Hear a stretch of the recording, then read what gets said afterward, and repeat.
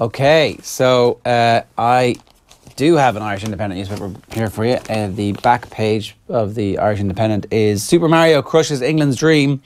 Mario Mandzukic celebrates after scoring Croatia's extra-time winner in his team's 2-1 victory over England last night.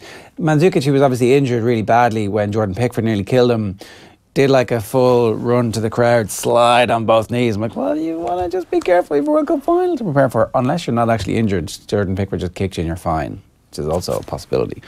Super 8's format will throw up some surprises, Miko. So Miko Dwyer has said, I don't know how anyone can be so sure of these things. There are very good teams in both groups, and Dublin and Kerry have to get through these first before they're even in the semi-finals. So obviously everybody in Kerry is just going, sure. I mean, it's a Kerry-Dublin final. It's nailed on.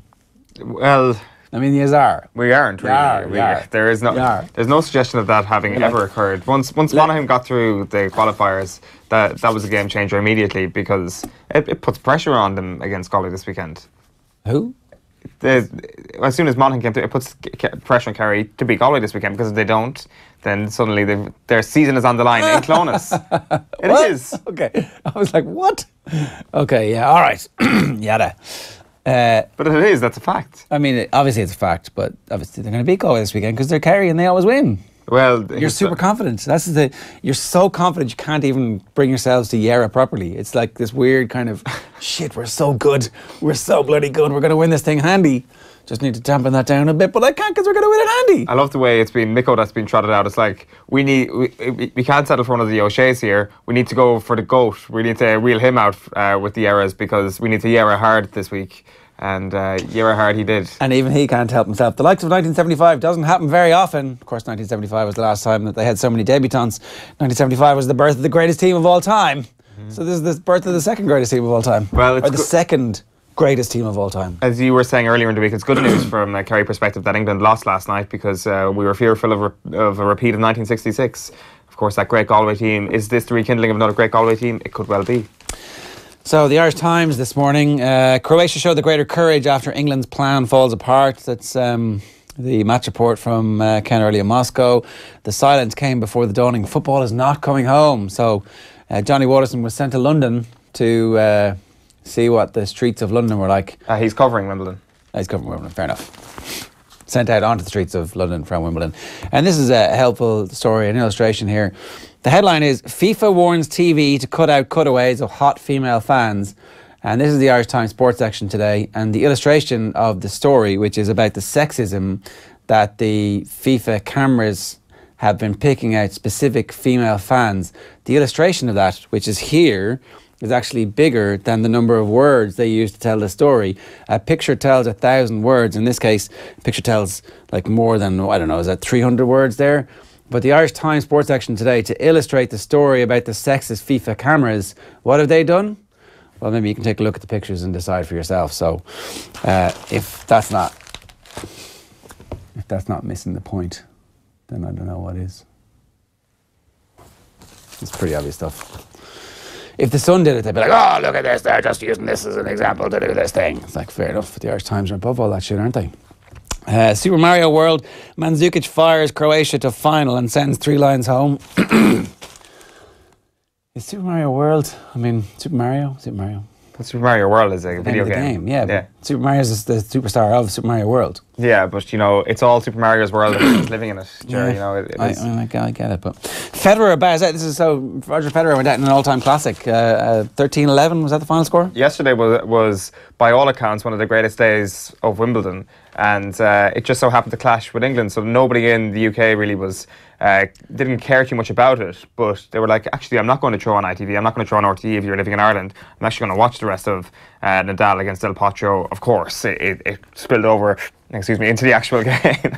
Did it? Yeah, late. And Anderson versus Federer was earlier in the day, so it was a fantastic day, but it's going to be forgotten about because of the fact that there was a World Cup semi-final that actually occurred on the same day.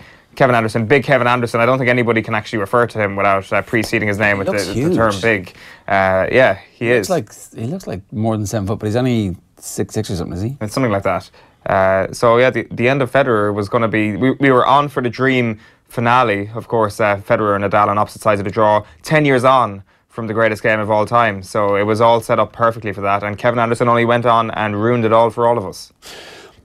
They're coming home is the headline on the Irish edition of the Times. That's Kieran Trippier being helped off after he went down injured with about 10 minutes left to go, and so they were down to 10 men for the final, maybe about 8 minutes ultimately though with the additional time. Will Cluxton make it? Goalkeeper faces race to be fit for Dublin's first Super 8.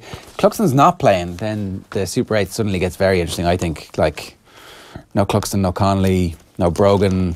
The bench isn't as strong then when you don't have the second tier of players coming on, so I don't know. That's the point. I think even with even with Cluxton fit, that doesn't really kind of play into the whole depth situation. I think it's quite clear to everybody to see that Dublin don't have the depth that they had 2-3 years ago at this point. Not even even in terms of last year, they probably don't have the depth. So it is a worry for them because you're going to need a panel. The thing is, just because their squad isn't as strong as the Dublin of 2016 doesn't mean that it's not the best squad in Ireland. It is still the best squad in Ireland. Apart from Kerry's, obviously. Well, no, it is clearly, Dublin are clearly number one. It's absolute nonsense to suggest that Kerry beating Dublin wouldn't be an upset in this year's All-Ireland. Yeah, I mean, it'd be like a 2-point spread by the time they reach the finals after Kerry slalom their way through, scoring 4-20 this weekend against Galway, 5-15 against Monaghan, and then resting players against Kildare and only racking up 3-23 in Killarney, at which point they'll be through to an All-Ireland semi-final against Donegal. Well, I can't wait to see what Tyrone do to Dublin in Oma then, because Tyrone, of course, beat Cork. I just said the word beat Cork by the same amount that Kerry beat them by, but in a non-neutral venue or in a non-Cork venue, you know. So Kieran Trippier was 55-1 yesterday to score. One of the Racing Post's tipsters tipped him as first goal scorer, and also John Stones at 33-1. So you're a quiz in if you managed to pick that bet up. But then you'd also have to bet on every single tip that they have. So, you know, the day after they highlight what they tipped when they've tipped 20 things, one of the bets has to come through. Surely, it surely does. It's Super Mario as well on the back page of the Irish Daily Mail this morning. Mandzukic strikes an extra time to end England's World Cup dream, and Tompkins says unfit Cork, just not good enough. Here's Philip Lanigan's story. Larry Tompkins has delivered a scathing assessment of the Cork senior football team, saying they're not fit enough and they're not good enough, which is a heavy take on that. There's going to be more. It's going to be a long winter of discontent, you'd imagine, down in Cork as they try and figure things out in the football front. On the back page of the Herald, it is Super Mario World as well. Croatia striker shows England exit, and you've also got Maestro Modric made the difference. That's John Giles's column. The back page of the Irish Daily Star then this morning is Man of God. Heartbroken England are out as Croatia beat England 2-1 That's in good. extra time. Yeah, it's pretty good. Actually, if he had actually handballed it, it would have been even better. He did have a handball in the game. He did actually. Good point. Good point. They could have got that picture up and then. Like, we're all going to forget about Jordan Pickford's amazing save. Like, which save? The one with Mandzukic, the one which kind of collides off his knee. That's when he gets injured, right? When Mandzukic gets injured. I mean, it should have been a penalty. He killed him. But he saved the ball. Like, what's he supposed to do? He rushed out. Mandzukic connected with the ball. He got very lucky. Collided off Pickford. Yeah, whether he's got studs up, follows through, is trying to kill him. There's clear intent. It's like, very lucky there. They didn't VAR that. It's like, separate to that, it's an amazing save. Just because he happens to almost destroy a human being doesn't mean it can't be an amazing save. These things can both exist. Like Ronan Shanahan's tackle. Let's not go there. The back page of the Mirror is kicked in the Balkans. Hey, also good. Southgate's Brave Lions suffer an agonising Moscow semi-final defeat. Do they have the picture of Kyle Walker and his Balkans? They don't. Maybe inside they do.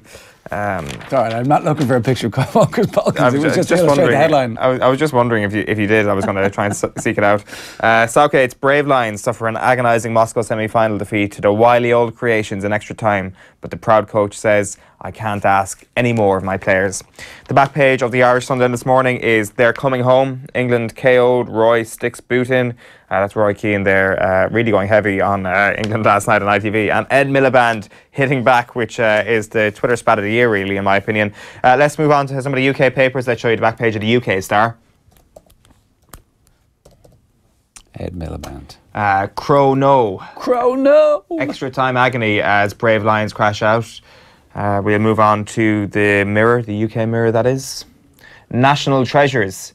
This is the same sub-headline as the Irish one, but a different big block capitals headline. The UK Daily Mail then is "We salute you. You've made us smile, made us proud, made us believe. Every one of you a hero. No trophy this time, but it feels like the start of something every Englishman could get used to." Not Englishwoman, but anyway. It was torture last night. It's shattering this morning. But Gareth Southgate, we salute you. It's almost like a kind of a 1939 headline there. It's like, everybody get your call to arms sort of thing. Yeah, just as we send you off to be murdered at the front. The UK Times and London Times, they're coming home with heads held high as Kieran Trippier gets carried off the pitch. That just so you there, they're coming home, but no heads held high on the Irish version of that. It was just they like that. They know their audience a bit better. Yeah, the Daily Telegraph have got a double whammy of sports sections these days. Their main sports section is Roger and Out. I mean, that's mad. They don't even have the football on the front of their... No, but they've got a separate football. They've got a separate World Cup section, which goes like so. Hold your heads high, end of the world, but Kane insists this is just the start. And then finally this morning, it's The Guardian. End of the dream. England out of the World Cup as Gareth Southgate hugs Kyle Walker. Kyle Walker, one of the senior members of the squad there, although he's not that senior. He's like 28. The hurt goes on. Oh, the hurt goes... that was the front page of The Guardian. This is the back page. Yeah, the hurt goes on.